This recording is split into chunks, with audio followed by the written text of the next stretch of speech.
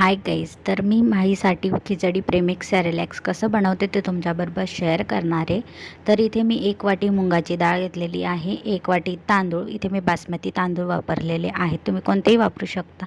त्यानंतर 1 वाटी मसूरची डाळ घेतलेली आहे आणि 2-3 पाण्याने एकदम मस्त असं स्वच्छ धुवून घ्यायची आहे. त्यानंतर इथे बघू शकता, इथे स्वच्छ धुवून झालेली आहे 2-3 पाण्याने. आता ती मस्त एका ओढणीवरती तुम्ही वाळत घालायची आहे आणि पूर्ण पसरवून घ्यायची आहे आणि मस्त 3-4 तासासाठी वाळू घालायची आहे. आणि पंख्यामध्ये तर हवेशीर वाळूनच जाते ही, तर 3-4 तासासाठी वाळून घ्यायची आहे. 2-3 तासाने डाळ तांदूळ पूर्ण वाळलेली आहे.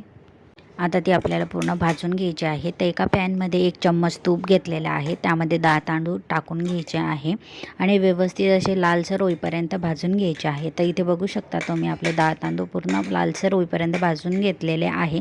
आता आपल्या मिक्सरच्या भांड्यामध्ये टाकून आपल्याला मिक्सरमध्ये पूर्ण बारीक करून घ्यायचं आहे आणि त्यानंतर इथे बघू शकता पूर्ण बारीक झालेलं आहे. आता एका भांड्यामध्ये आपल्याला चाळणी ठेवून पूर्ण चाळून घ्यायचं आहे, त्यातलं जाळ कण पूर्ण काढून घ्यायचं आहे. तर इथे बघू शकता चाळणीने पूर्ण गाळून घेतलेलं आहे आणि जे जाळ आहे ते काढून घ्यायचं आहे, जेणेकरून आपल्या बाळाला त्याचा त्रास होणार नाही, बाळाच्या घशामध्येही ते जाळकण अटकणार नाही. त्यामुळे जाळकण काढून घ्यायचे आहे आणि खूप हेल्दी सॅरेलॅक्स आहे, तुम्ही नक्की ट्राय करून बघा आणि तुमच्या बाळाला खाऊ घाला.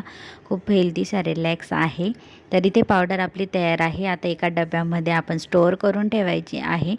तर आपलं खिचडी प्रीमिक्स सॅरेलॅक्स तयार आहे. तुम्ही नक्की ट्राय करून तुमच्या बाळाला खाऊ घालू शकता. खूप हेल्दी रेसिपी आहे.